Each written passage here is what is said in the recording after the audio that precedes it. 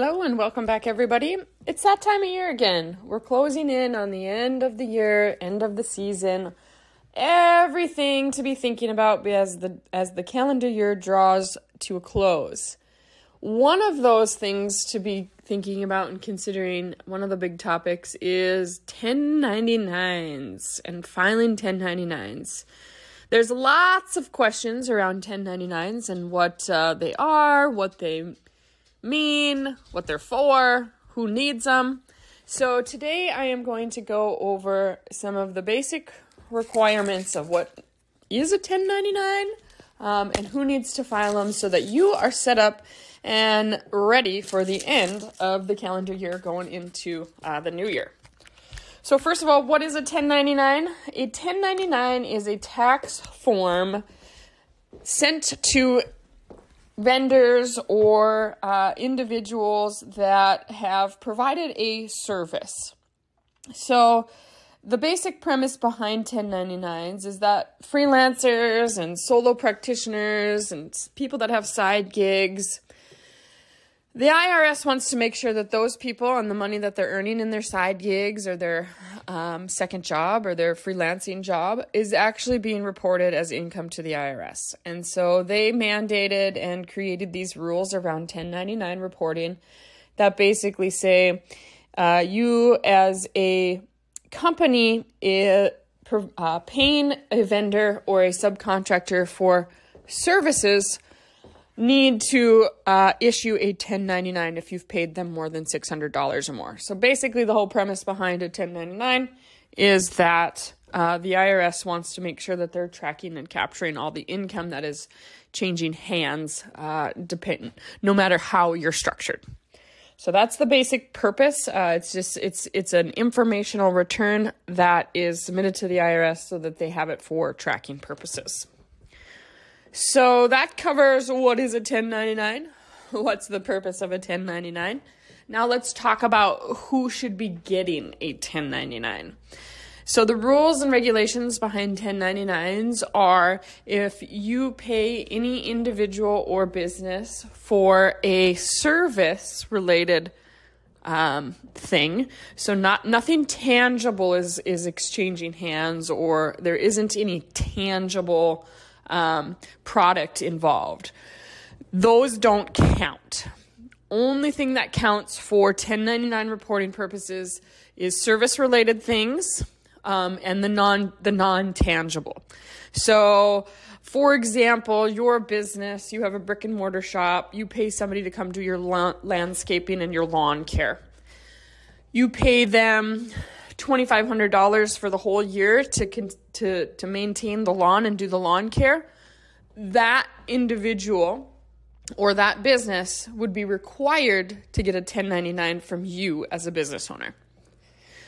Now, there are some exceptions to this, of course, because we're talking the tax rule and the tax code and the IRS, and there's always a rule with 15,000 exceptions. So let's talk about the exceptions. The exceptions are if the person that you're paying for the service or the company that you're paying for the service is incorporated in any way. So they're being taxed as either an S corporation or a C corporation, then they are exempt from having to receive a 1099. And the reason that they're exempt is because the IRS is making an assumption that if you are an incorporated entity, that you have your own proper accounting and tax tracking system, and that you are already going to report all of your income from your business operations via your own tax return. Therefore, they feel safeguarded against having to be issued a 1099 and capture the income that way.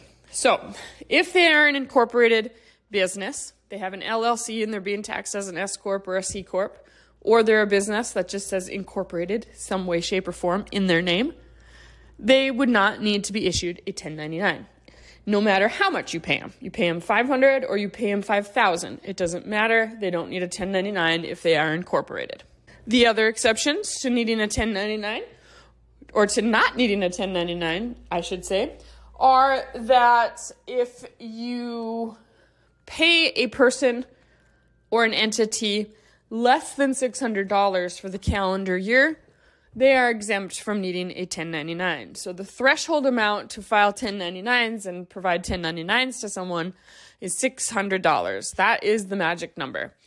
So if you hire somebody to do some Facebook marketing consulting for you, and you pay them $555 for the whole calendar year, you do not need to give that person a 1099 because it is under the threshold of $600. All right, so that covers it.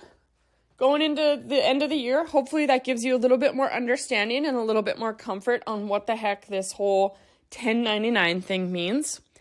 And so you as a business owner can feel a little bit more educated and a little bit more prepared going into the end of the year, knowing that you are in compliance on 1099s. But just to recap, so you have it all fresh and top of mind, 1099 filing is required when you pay an entity, personal or business, any amount exceeding $600 for any service type thing.